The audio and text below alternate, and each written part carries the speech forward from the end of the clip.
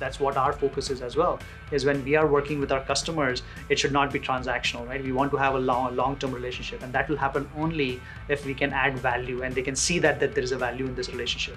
One, because we are focused on process automation and we live and breathe that.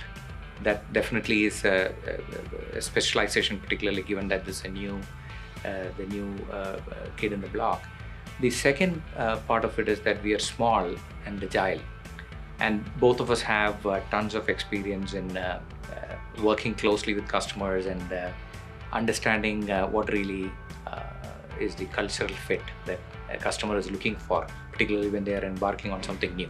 That's what we strive to give. So I think that's what differentiates us. So RPA as a hot trend is only 2 years old.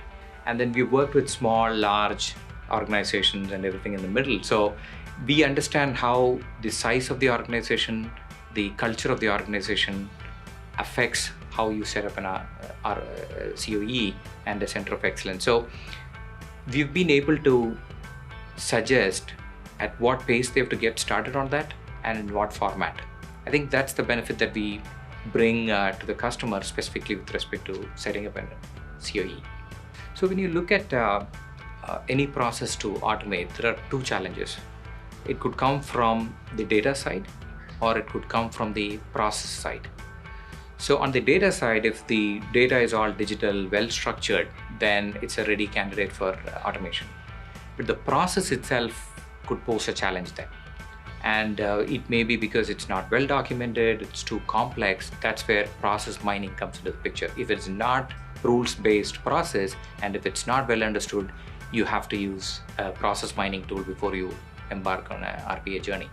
But on the data side, if this data is not structured and you have to make sense of it, that's where, because it's not digital or whatever is the reason, that's where OCR and ICR and text mining, text analytics come into the picture. So, and then there might be multiple human touch points within the process. So that's where BPM or IBPM is coming in. So it all fits together when you consider all sorts of use cases. It could be that you have to first use AI, ML, text analytics, text mining to get data to the shape which RPA can take.